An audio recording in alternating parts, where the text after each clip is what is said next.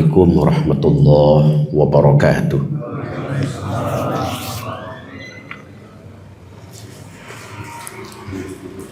Alhamdulillah, nahmaduhu wa nasta'inuhu wa nastaghfiruh wa na'udzu billahi min syururi anfusina wa min sayyiati a'malina.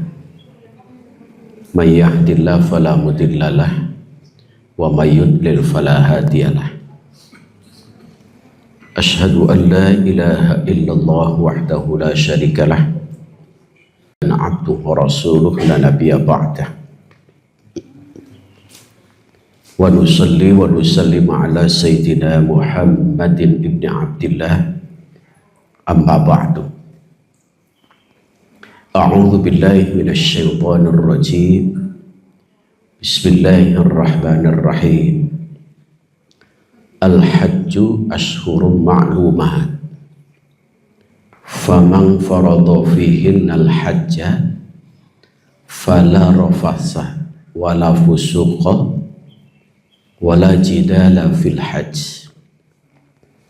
Wa ma taf'alu min khairi ya'lamu Allah. Wa tazawwadu fa inna khairaz zadi taqwa. Wattaqunu ya ulil albab. Alhamdulillah, pada subuh ini kita sudah masuk di awal bulan Dzulhijjah, yaitu tanggal 5 ya, terusnya Rabu, Kamis, Jumat, Sabtu, Minggu.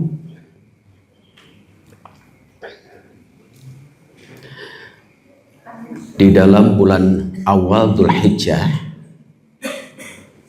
itu Allah Subhanahu wa ta'ala dalam Quran surah Al-Fajr, wal fajri walayalin ashar wasyaf'i wal watr. Demi waktu fajar terbit hilal awal bulan Dzulhijjah, walayalin ashar, berarti ada 10 hari. Ada juga yang menyebut 10 malam di bulan awal Dzulhijjah. Wasyaf'i wal watr, baik itu tanggalnya tanggal genap maupun tanggalnya tanggal ganjil. Jadi ada keutamaan baik genap maupun ganjil. Berarti dari tanggal 1 ganjil, 2 genap, 3 ganjil lagi, 4 genap, sekarang 5 ganjil.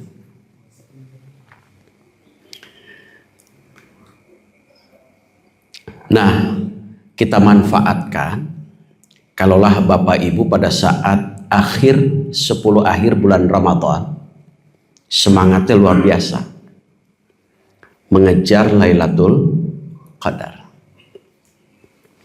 luar biasa gitu. Memang kebanyakan para ulama menyebut Lailatul Qadar itu 10 akhir. Ada juga bahkan dari mulai awal Ramadan. Bahkan Ibnu Zawji, Lailatul Qadar itu dari mulai bulan Rajab. Ada yang menyebut apa? Lailatul Qadar itu adalah setiap malam jika kita gunakan untuk beribadah. Berarti kalau setiap malam bukan hanya di bulan Ramadan, bulan Dzulhijjah pun ada berarti Lailatul Qadar jika pada saat malam harinya kita gunakan untuk ibadah. Maka dalam Al-Quran surah Al-Baqarah, Al-Hajju ashhurum ma'lumat, bulan Dzulhijjah itu adalah bulan pemilik atau orang-orang haji. bapak-bapak, ibu-ibu kan secara zahir sudah berangkat ke Mekah atau ke Madinah dan sudah menunaikan ibadah haji. Karena berangkat ke Mekah Madinah belum tentu ibadah haji. Ada yang niatnya umroh saja, ada yang memang haji, ada juga niatnya hanya belanja itu. Itu shopping itu. Al-hajju ashhurum ma'lumat. Haji itu ditentukan waktunya. Bahkan dalam bab fikih bukan hanya waktu, tapi tempat pun ditentukan. Jadi sekalipun bapak ibu berangkat ke pasar baru, tawaf dari lantai 1 sampai lantai 7 atau 6 itu 8. Tahu ya kalau sering tawaf mah. 8 itu tawaf itu. Walaupun kelilingnya lebih dari 7, berarti kan 8 kan lebih dari 7. Tetap tidak disebut dengan tawaf. Tidak disebut dengan haji. Itu namanya haji kahpi, ke Mekah canepi itu. Itu. Kalaupun lebih tawafnya itu dari lantai 1 sampai 8. Tempatnya ditentukan. Beda dengan ibadah sholat. Kalau sholat, Bapak Ibu, tempatnya boleh di mana saja. Di masjid. Masjidnya masjid mana saja silahkan. Bahkan makna secara umum, kullu ardin masjidun. Setiap tanah itu adalah masjid. Tetapi yang disebut oleh Quran dan oleh hadis yang disebut masjid adalah tanah yang sudah menjadi sebuah bangunan. Beda dengan musola. Kalau musola dulu Rasulullah Shallallahu Alaihi Wasallam menunaikan sholat 2 Id, Idul Fitri dan Idul Adha, ditambah dengan sholat istisqa, itu sebutnya musola. Musola itu adalah lapangan. Kalau kita brandnya musola itu bangunan kecil, atau Bapak Ibu di rumah buat musola. Dulu Rasulullah menyebut musola itu lapangan khusus digunakan untuk sholat 2 Id dan sholat istisqa. Makanya sekarang diabadikan di Madinah itu tempat dulu musola dengan Masjid Qomamah. Masjid Qomamah itu adalah masjid awan. Jadi kalau Bapak Ibu ke Madinah pasti mampir di Masjid Qomamah itu. Karena kalau mengabadikan sejarah budaya di Arab itu pasti tidak masjid perpustakaan, selalu mengabadikannya itu masjid dan perpustakaan. Makanya ada Masjid Qomamah, ada Masjid Abu Bakar, ada Masjid Ali di situ. Nah, makanya dalam hadis, mangkana lahu sa'ah, barang siapa yang punya kemampuan untuk membeli hewan kurban. Indikator kemampuan itu berapa? Seharga hewan kurban, hewan ternak. Ditambah Quran surah Al-Hajj, mimbahi matil an'am. Ditambah yaitu hewan ternak. Apa dalam tafsirnya? Unta, kerbau, sapi, kambing, domba. Itu dalam tafsirnya itu. Jadi boleh kurban dengan unta? Boleh. Kalau Bapak Ibu mau mencoba misalkan di sini kurbannya unta. Diviralkan itu. Wah, di Kewaluyaan Masjid Al-Ikhlas kurbannya dengan unta. Itu viral itu pasti karena beda itu. Itu. Dan menyembelihnya juga tidak seperti menyembelih kerbau, sapi, kambing, domba. Harus dirobohkan. Tapi unta itu dalam keadaan berdiri. Jadi beda menyembelihnya. Jadi sembelihnya saat berdiri karena memang lehernya panjang. Berarti kalau saat berdiri ketika menyembelih itu harus ingat pesan Ismail ketika saat akan disembelih oleh Nabiullah Ibrahim yang kemudian diganti dengan kambing. Pesannya apa? Yang pertama, ayah siap. Saya disembelih oleh ayah karena dalam rangka menunaikan perintah Allah. Ini luar biasa ketaatan seorang ayah dan anak ini. Perintah yang sudah puluhan tahun ditunggu anak, saat punya anak yang sedang lucu-lucunya ada mimpi untuk disembelih. Anaknya juga soleh. Ketika madza tara, nah, bagaimana pendapatmu? Ayah menyembelih, engkau bagaimana pendapat? Karena mimpinya itu awalnya kan mimpi tarwiyah disebutnya. Mimpi, kemudian Arafah. Maka Arafah itu ketahuan mimpinya itu benar. Makanya tarwiyah dengan Arafah itu sejak dulu di zaman Nabi Ibrahim alaihissalam. Bahkan bukan hanya sejak dulu, sejak Nabi Adam. Itu saat Nabi Adam membangun rumah, kemudian bagaimana ini untuk upahnya? Allah menjawab, ya sudah, kami akan berikan upah, diampuni dosa-dosanya. Berarti tarwiyah sudah tahu, kemudian Arafah benar. Nabiullah Ibrahim juga tahu benar. Makanya puasa tarwiyah dengan Arafah itu mulainya di tahun kedua Hijriah. Tidak ada hubungannya dengan wukuf saat itu. Sedangkan ibadah haji itu mulainya tahun ke-10, Haji Wada. Makanya kalau pernah terjadi perbedaan tanggal antara Arab dengan kita, karena kan pernah terjadi tahun kemarin atau tahun kemarinnya itu, sehingga wukufnya di sana wukufnya sudah, kita belum karena hilal. Maka puasa Arafah atau puasa tarwiyah itu tidak ada kaitannya dengan wukuf, karena sudah puasa sebelum adanya haji itu.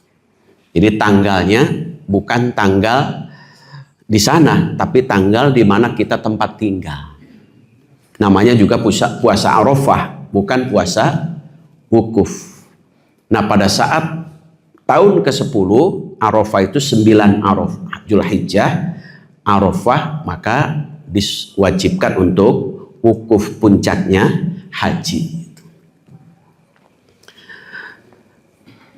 Nah, bagi orang yang haji, karena Dzulhijjah adalah orang yang haji. Siapa orang yang haji? Secara fikih, orang yang haji itu orang yang sudah berangkat ke Mekah menunaikan ibadah haji tanggal 8, 9, 10, 11, 12 jika nafar awal. Jika nafar sani ditambah tanggal 13. Itu proses haji itu. Jadi 8 tarwiyah. Ada yang 8 tarwiyah, ada juga yang tidak. Kalau dia menggunakan tarwiyah berarti malam 8 itu sudah berangkat ke Mina. Itu kan yang disebut dengan tanazul istilah kita. Di kita juga ada tanazul, yaitu pajul itu. Tarwiyah gitu. Ada juga yang tidak, Kementerian Agama biasanya tidak itu. Langsung ke Arafah. Makanya diizinkan biasanya membuat berita acara biasanya kalau akan tarwiyah. Kemudian malam di Mina dulu, kemudian baru besok tanggal 9 paginya itu berangkat ke Arafah 9. Kemudian 10-nya malam 10 di Muzdalifah. Nah, kita dulu Rasulullah ba'da subuh berangkat ke Mina. Kalau sekarang yang penting melewati jam 12. Karena jadi memang ada itu juga. Kalau ngambil wukufnya di bulan tahun Hijriah, ya kan? 8, 9 itu kan Hijriah, Dzulhijjah. Ketika keluar dari Muzdalifah ngambilnya tanggal Masehi. Itu yang penting itu dia sudah beda hari, itu beda hari. Makanya tanggal 12 kenapa sangat padatnya jam 12 itu lewat dulu menuju Mina. Baru di situ dari Mina mabit, kemudian berangkat ke sana, nginep ke Jamarat, Aqobah, kemudian Busto, Ula, Busto dan Aqobah. Kemudian baru ke tawaf ifadah, selesai itu proses haji. Tapi ada juga dari perbuatan Abdullah ibnu Mubarak. Ketika Abdullah ibnu Mubarak sudah nabung selama 30 tahun untuk haji.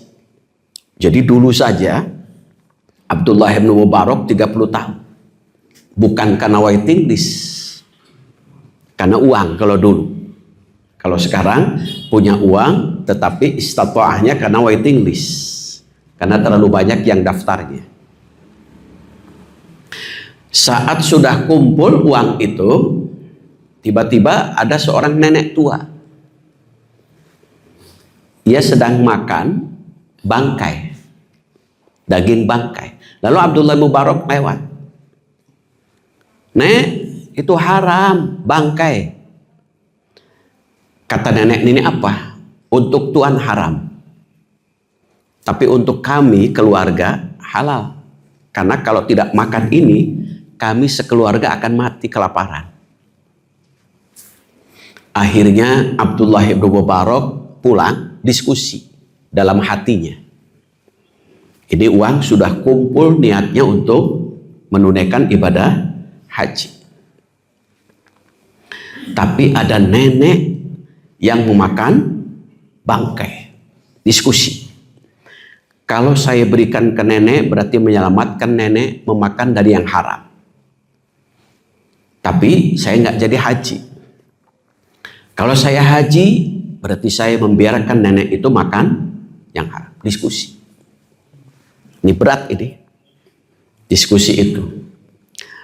Contoh lain kiasan dulu. Imam Fakhrul Razi ngaji. Kata Imam Fakhrul Razi pada santrinya, para santri ketika akan infak atau kurban, itu dalam diri kita ada 40 setan yang bergelantungan untuk menggagalkan infak, sedekah atau kurban. 40 setan. Untungnya nggak melihat itu. Lalu ada santri, Tuan Guru, saya siap menaklukkan 40 setan. Silahkan buktikan. Izin Tuan Guru, saya pulang. Pulang, silahkan. Setelah sampai di rumah, lihat ada sekarung gandum. Ini saya akan sedekahkan. Gotong. Buka pintu. Baru satu langkah. Tiba-tiba ada yang manggil, Pak, itu karung gandum mau bawa kemana? Mau saya sedekahkan. Ini perbekalan hanya satu karung untuk keluarga, nggak ada lagi. Kalau itu karung disedekahkan kita kelaparan. Simpen lagi. Jalan lapor ke Tuan Gurunya Imam Fakhrul Razi. Tuan Guru lapor, ya gimana? Kok si Layu begitu? Iya. Saya Tuan Guru bisa menaklukkan 40 setan yang bergelantungan dalam diri saya. Tapi ketika induknya datang, saya yang kalah. Kata murid ini, berarti induknya siapa itu? induknya datang, saya yang kalah, sehingga tidak jadi untuk sedekah. Jadi ketika bapak, ibu akan infak sedekah atau kurban, itu ada 40 setan. 40 setannya itu bisa dalam bentuk gaib, karena setan terbuat dari jin, bisa juga nyata. Sehingga disebutnya 40 setan. Makanya kata santri ini, saya bisa menaklukkan 40 setan, tapi saat induknya datang, saya yang kalah, sehingga nggak jadi. Nah, itulah tantangan terbesar itu. Kurban, anggap kalau di sini berapa juta? 3 juta berapa? 700. Pak, Bu, mau kemana? Ini mau kurban, memberikan uang 3.700.000. Beli HP. Nah, jadi nggak kira-kira? Ketika nggak jadi berarti induknya setan bisa menaklukkan kita. Kita yang kalah. Bisa nggak jadi itu.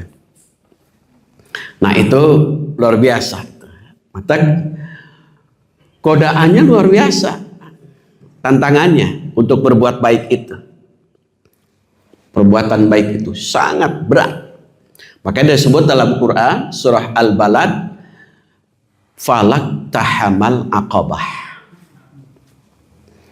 Apa itu aqabah? Aqabah itu artinya tariqun wa'irun fil jabal. Tariqun wa'irun fil jabal. Diibaratkan jalan terjal, nanjak, tinggi, banyak duri, banyak hutan menuju gunung. Apa itu fakku al-aqabah? Kata Quran, fakku raqabah. Mengendalikan nafsu kita supaya menuju ketaatan itu berat. Menuju kedekatan pada Allah itu berat. Apa? Di situ simbol it'amun fi yaumin di masghabah, yatimang dha maqrabah, miskinan dha matrabah. Artinya berbagi. Di situ memiliki kepedulian sosial.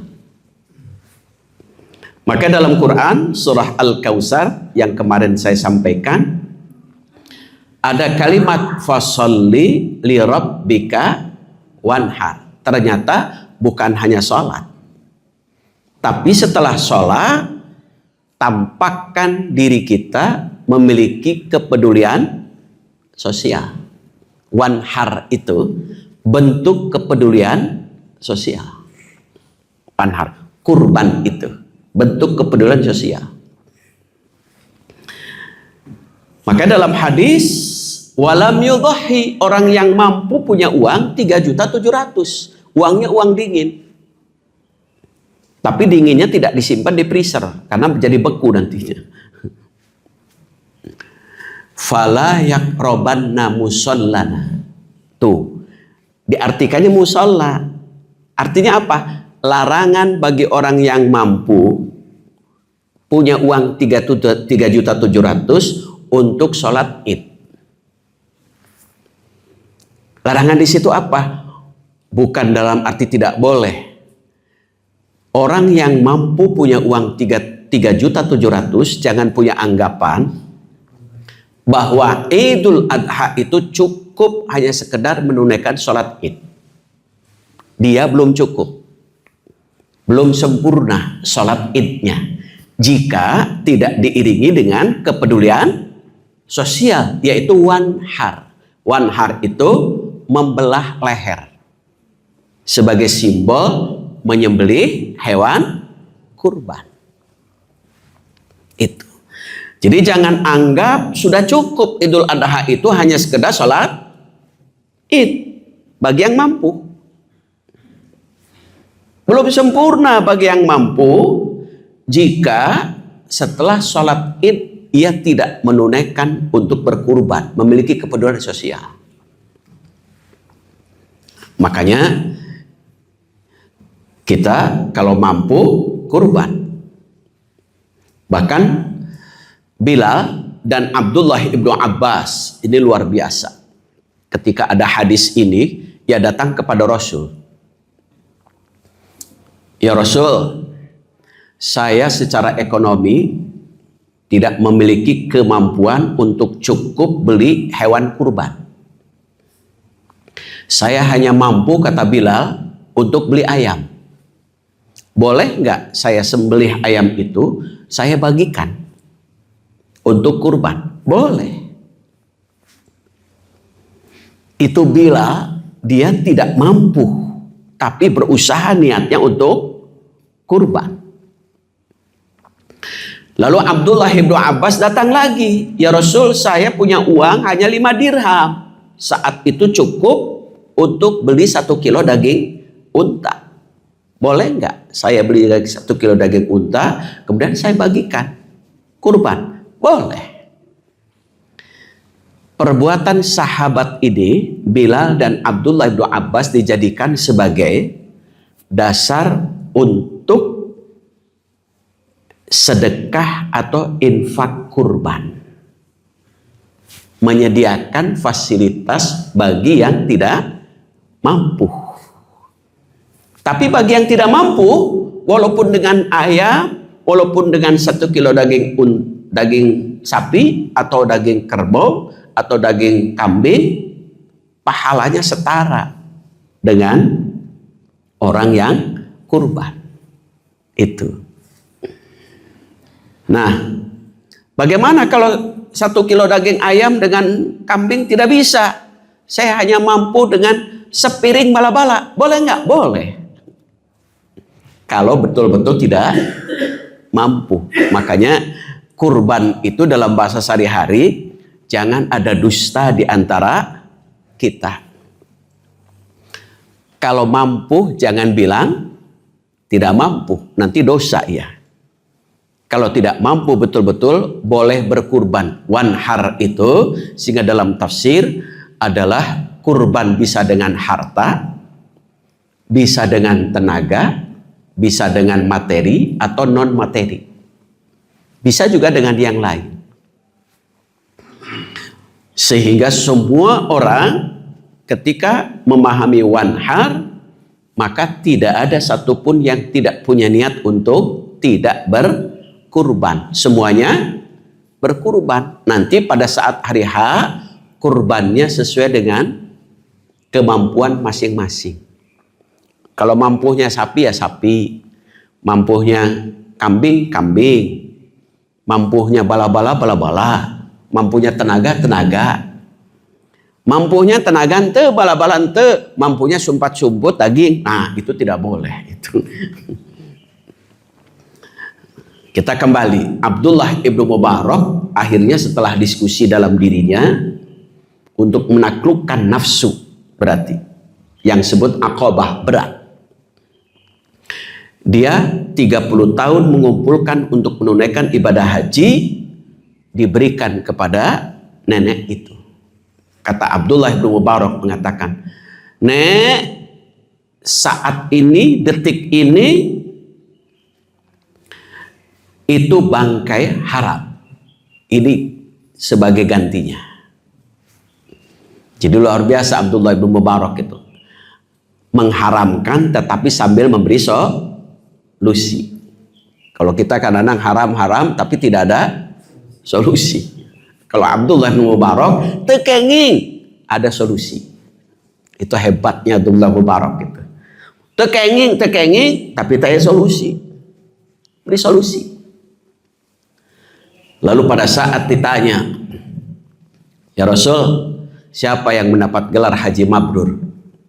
Ada satu orang. Siapa? Abdullah ibnu Mubarak. Dapat gelar haji mabrur. Padahal tidak berangkat. Tidak pergi. Kenapa? Dia dalam tafsir itu, haji mabrur itu artinya husnul khuluq wa it'amul masakin. Memiliki akhlak yang sangat mulia dan dermawan. Itu dapat haji mabrur. Ini haji tapi pulang masih koret, mereka secap, jahe keket, mengkene masih pelit. Itu hajinya haji mabur itu. Hajinya bukan haji mabrur, tapi bisa jadi haji mardud, ditolak. Jadi akhlaknya berubah menjadi sangat baik, kemudian karakter pelitnya hilang. Umroh beberapa kali, haji beberapa kali, tapi pelit keneh. Berarti belum masuk pada kategori mabrur. Tampakkan akhlak dan jiwa empati, ditunjukkan dengan simpati. Inilah dalam Quran surah At-Taubah ayat 128. Laqad ja'akum rasulun min anfusikum azizun alaihi ma anittum. Sungguh pada pribadi Rasulullah atau pribadi orang mukmin yang mendapat gelar haji mabrur, azizun alaihi ma anittum, memiliki sifat empati diiringi dengan simpati. Empati itu apa? Merasakan kesulitan orang lain. Merasakan. Saya bukan memperolok-olok. Tiba heula. Bukan. Tapi merasakan kesulitan. Bagaimana rasanya jika ditinggal oleh seseorang yang ia cintai? Rasakan. Ada maneh tuh. Bukan merasakan. Simpati menolong. Makanya dalam Quran surah Al-Ma'un, ara'aital ladzi yukadzibu bid-din fadzalikal ladzi yad'ul yatim wa la yahuddu ala tu'amil miskin. Di situ katanya lafadznya yahuddu. Yahuddu itu artinya kalaulah kita tidak bisa memberi langsung kepada orang miskin dan anak yatim dengan materi, maka yahuddu minimal solusi, ide, pikiran-pikiran cemerlangnya. Bagaimana solusi untuk memberi makan kepada fakir miskin? Bagaimana solusi untuk memelihara anak yatim? Pikiran-pikiran cemerlangnya minimal itu. Nah itu al-hajju. Makanya bagi orang yang memiliki sifat yang bagus, mulia, dan dermawan, dia haji. Haji mabrur. Itu. Nah, bulan Dzulhijjah berarti dia sudah menjadi haji. Walaupun belum pergi secara zahir, secara fikih. Nah, famang faradha fihinnal hajja, kalau kita sudah haji. Kalau ini niat untuk haji, kita sudah haji. Yang pertama, fala rofas. Jangan bertutur kata dengan kasar, dengan kotor. Sudah haji misalkan pulang dari masjid, tiba-tiba sedang jalan ada batu peletuk anjrit. Pak Haji itu, maka fala rofas, ya kan? Anjrit. Nah itu, apalagi nama-nama binatang, apalagi kalau dalam istilah Sunda kan ada kata-kata yang kotor, kasar. Diawali demi Allah katituna anjing sia goblok. Itu rofas itu. Tidak boleh itu di bulan awal Dzulhijjah dan berikutnya. Itu mulainya dari awal bulan Dzulhijjah sebagai pendidikan. Makanya tidak ada hari-hari itu yang Allah sangat cintai. Apa amalannya? Apakah setara dengan jihad? Lebih apa? Memperbanyak amal soleh. Dalam Quran surah Al-Waqi'ah, lihat. Wa kuntum azwajan salasah. Kita ini oleh Allah dibagi manusia menjadi 3, ya kan? 1, fa ashabul maimanatima, ashabul maimanah. Golongan kanan, simbol golongan kanan itu adalah golongan orang-orang yang baik. Golongan orang yang baik itu surah Al-Balad, dari mulai falak tahamal aqabah itu fakku raqabah it'amung fi yaumin dhi masghabah yatimang dha maqrabah miskinan dha matrabah. Itu kemudian innal ladzina amanu wa tawassaw bis sabri wa tawassaw bil marhamah ulaika ashabul maimanah. Golongan kanan. Golongan kiri walladzina kafaru bi ayatina, orang yang ingkar terhadap ayat-ayat Allah. Ulaika lahum ashabul masy'amah. Golongan kiri. Jadi orang yang ingkar terhadap ayat Allah. Ingkar itu bisa jadi selama hidupnya dia tidak pernah baca Quran. Untuk belajar dia tidak punya kemauan. Bisa jadi juga apalagi motivasi untuk memahami, untuk mengamalkan, motivasi untuk baca saja tidak ada. Itu awas, kata Syekh Qurtubi, jangan-jangan hatinya sudah keras itu. Ketika tidak mau dekat dengan Al-Qur'an gitu. Kemudian golongan kanan, golongan kiri sebagai simbol orang yang selalu berbuat jelek. Tapi ada golongan yang luar biasa. Was-sabiquna as-sabiqun. Golongan orang yang selalu berbuat baik paling depan, paling semangat. Paling depan, paling dahulu, paling semangat. Siapa? Ulaikal muqarrabun. Orang yang semangat berbuat dan menyebarkan kebaikan adalah orang yang dekat dengan Allah. Jadi kalau secara hakikat kurban itu dekat kepada Allah. Apa yang menghalangi dekat pada Allah? Sembelih sifat-sifat hewan. Itu. Makanya la yanala luhumuha wala dima'uha walakin yanaluhut taqwa.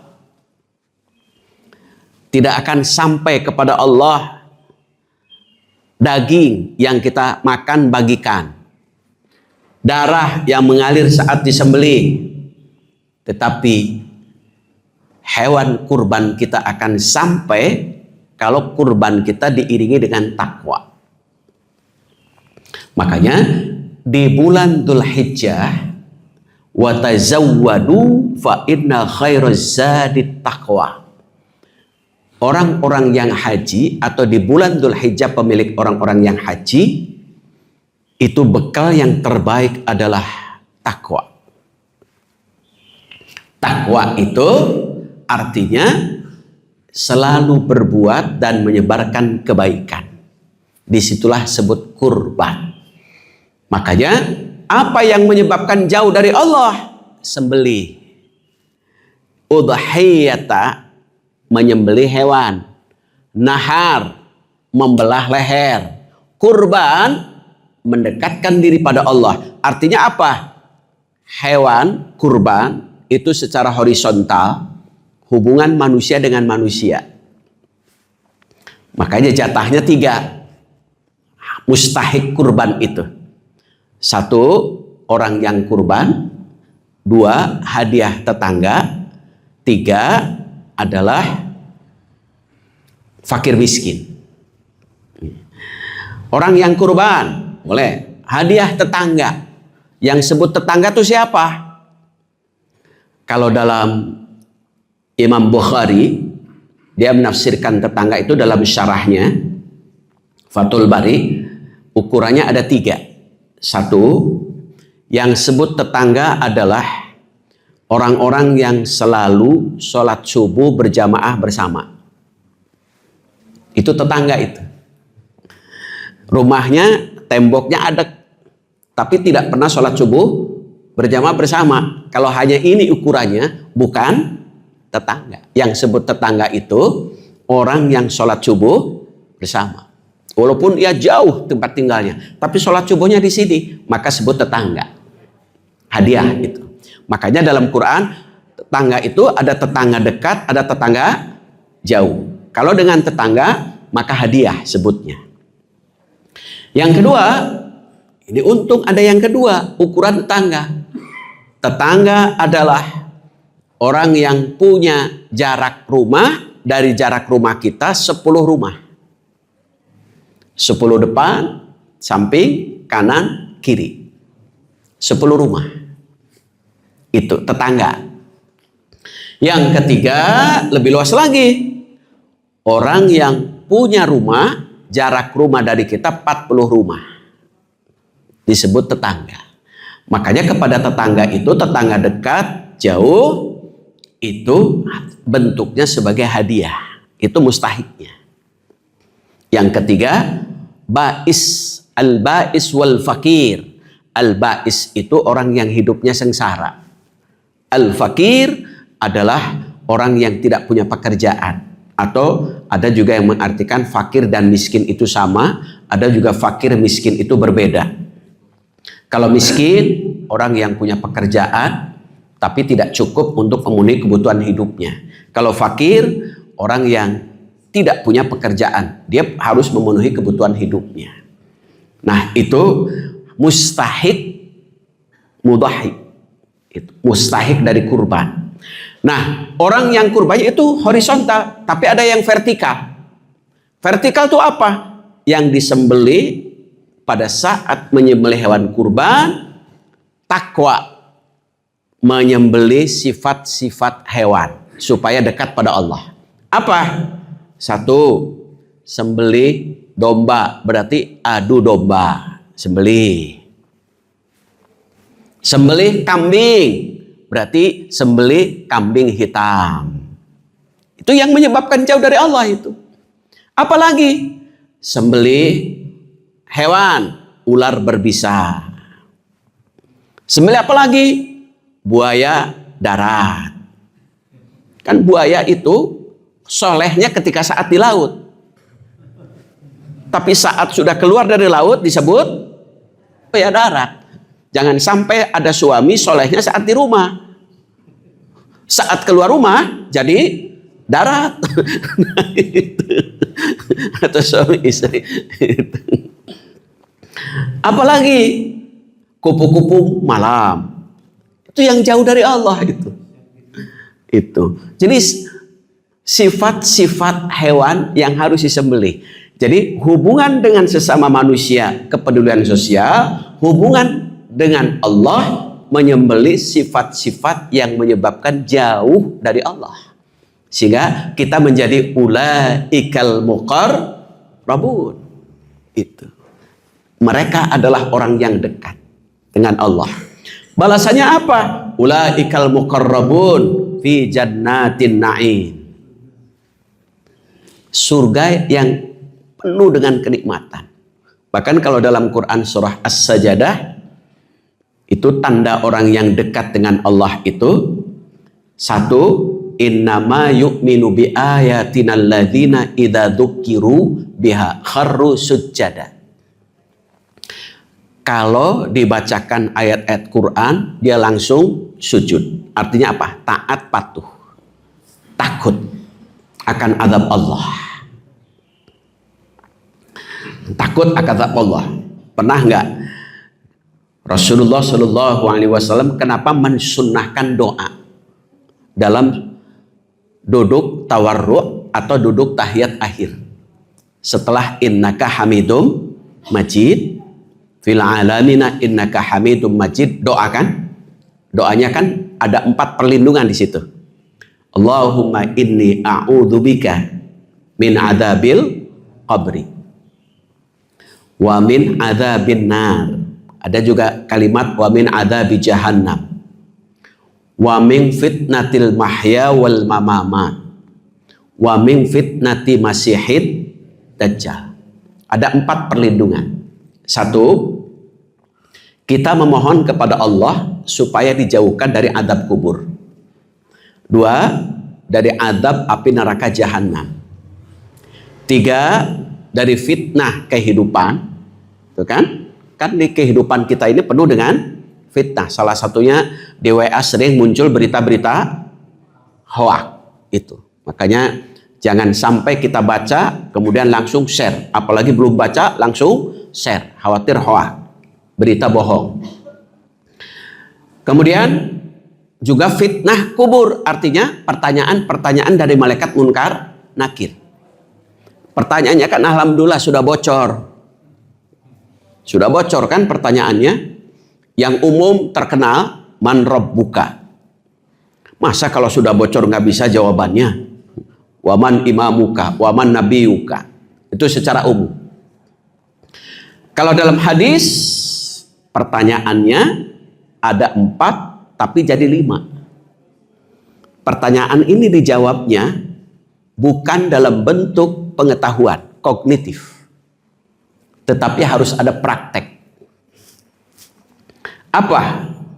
Pertanyaannya pertama, wa an umrihi fima afnahu. Kita punya umur, untuk apa umur itu dimanfaatkan? Ditanya itu kita punya umur ini. Dari umur, anggap usia balik. Balik itu, kalau dulu Imam Syafi'i itu 15 tahun, laki-laki. Kalau perempuan 9 tahun, itu fikih. Tapi ada ukuran lain. Balik itu sudah punya hasrat ketika melihat lawan jenis. Sekarang anak-anak SD itu sudah punya hasrat. Belum usia 15 tahun. Balik. Pening kena aki-aki can balik. Aki-aki mah tos tegaduh hasrat.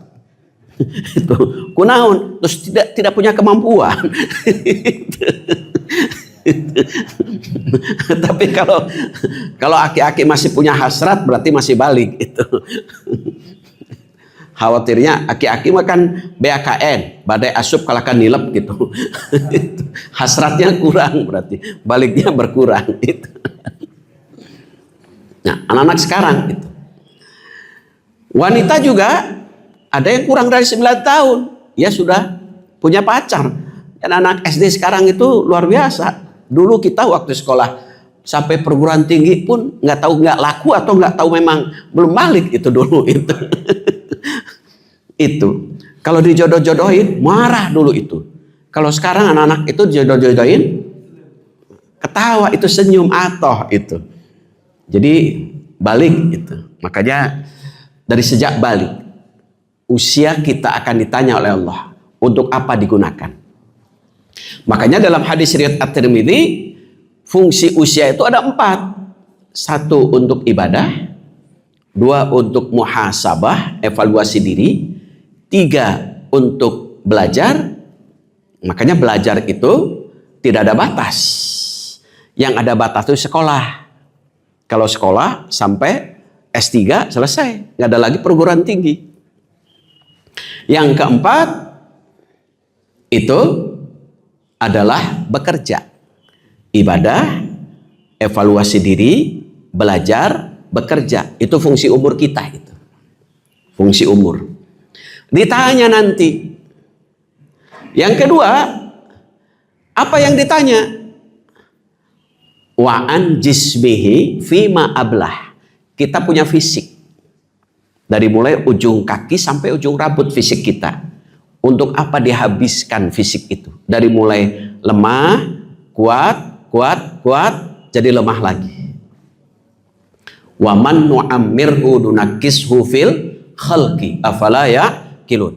Barang siapa yang Allah panjangkan usianya secara hukum alam, nunakkishu. Tidak ada yang kuat-kuat, tapi kemudian jadi lemah.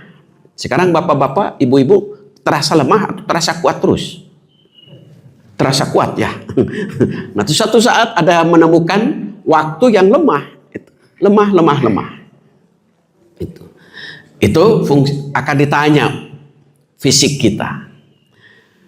Yang ketiga, pertanyaannya apa? 1, tetapi jadi 2 pertanyaannya. Wa an malihi min ainak tasabah wa ma anfaq.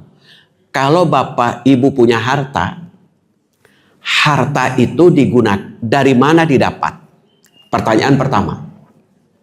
Gitu. Dari mana? Halal atau haram sumbernya? Itu ditanya itu. Setelah sumbernya dari mana? Wa ma anfaqu. Harta itu kemudian dibelanjakan untuk apa? Makanya dalam Al-Quran surah Al-Kahfi yang Bapak Ibu sering baca, al-malu wal banuna zinatul hayatid dunya wal baqiyatus salihatu khairun inda rabbika sawaba wa khairun amala.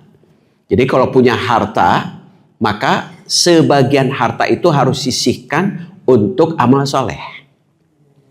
Supaya harta itu tidak kemudian memberatkan kita, tetapi akan menjadi pahala. Dan kita punya cita-cita, bahagianya bukan hanya dunia, tetapi juga akhirat. Maka harta kita sebagian jadikan, sisihkan untuk amal soleh. Abdurrahman bin Auf mendengar Rasulullah SAW memberi tausiah. Nanti ada orang yang berjalan di akhirat itu dengan jalan cepat berdiri, tapi ada orang yang jalan dengan merangkak. Lalu Abdurrahman bin Auf bertanya, ya Rasul, kenapa orang ini berjalan dengan merangkak? Karena berat dengan hartanya. Jadi ternyata berat dengan hartanya itu jalan merangkak. Lalu bagaimana supaya orang tersebut jalannya bisa berdiri bahkan lari? Jangan lupa zakat, infak, sedekah. Abdurrahman bin Auf pulang setelah mendengar itu ingin jadi orang miskin. Sudah kaya raya ingin miskin. Kalau kita sudah kaya kadang ingin lebih kaya. Apalagi miskin pasti ingin kaya. Kalau Abdurrahman bin Auf sudah kaya ingin miskin. Sehingga pergi ke pasar. Semua barang-barang di pasar yang tidak laku dibeli. Termasuk kurma busuk. Dibeli semua. Diborong. Simpan di rumah. Untuk apa? Menghabiskan harta dengan amal soleh. Setelah dibeli kurma busuk, tiba-tiba ada utusan dari Yaman. Utusan raja. Mau cari kurma busuk. Karena di Yaman banyak orang yang sakit. Sehingga obatnya adalah kurma busuk. Mendengar bahwa kurma busuk di pasar sudah diborong oleh Abdurrahman bin Auf. Datang utusan ini kepada Abdurrahman bin Auf. Abdurrahman bin Auf, saya cari kurma busuk, katanya sudah diborong oleh engkau. Saya akan beli, kata Abdurrahman bin Auf, saya tidak mau jual. Kata raja, boleh kurma itu kau jual dan saya beli dengan berkali lipat harga. Ternyata Abdurrahman bin Auf cita-cita ingin miskin tambah kaya. Kenapa? Infak, sedekah itu. Kalau kita ingin kaya tapi jiwa kita miskin, apa? Koret, mereke, hese, cap, jahe, keket, mengken. Jadi luar biasa itu. Masya Allah. Makanya wanhar, kurbankan. Sehingga amal di bulan Dzulhijjah melebihi jihad pahalanya. Ia berjihad untuk apa? Mengeluarkan jiwanya, tenaganya, dan hartanya untuk kurban itu. Maka kurban itu dekat kepada Allah yang disebut dalam Al-Quran Al-Aqabah. Seperti naik gunung yang kemudian terjal tinggi sehingga capek dan susah, kecuali fakku raqabah, kita berhasil menaklukkan nafsu kita, artinya mengendalikan nafsu kita. Untuk apa? Menggapai dunia dan akhirat. Saya kira itu secara singkat. Ada yang belum jelas? Eces, alhamdulillahirobbilalamin. Kalau eces itu saja barangkali yang saya sampaikan pada kajian subuh ini. Mudah-mudahan kita senantiasa menjadi orang-orang yang dekat kepada Allah. Tandanya ada dua. hubungan secara horizontal, orang yang dekat kepada Allah adalah mengorbankan hartanya atau tenaganya. Kalau hartanya berarti membeli hewan kurban, tenaganya membantu untuk menyembelih hewan kurban. Dekat kepada Allah hubungan dengan vertikal, sembelih sifat-sifat binatang yang ada dalam diri kita. Mudah-mudahan kita termasuk orang-orang yang selalu berusaha untuk mendekatkan diri kepada Allah Subhanahu wa taala, sehingga pahalanya adalah surga yang penuh dengan kenikmatan. Itu saja untuk kajian pada Ahad subuh ini. Mudah-mudahan kita sehat, panjang umur, diiringi dengan keberkahan. Kita tutup untuk menambah keberkahan ini sama-sama dengan membaca kifaratul majlis. Subhanaka Allahumma wa bihamdika asyhadu an la ilaha illa anta astaghfiruka wa atubu ilaik. Assalamualaikum warahmatullahi wabarakatuh.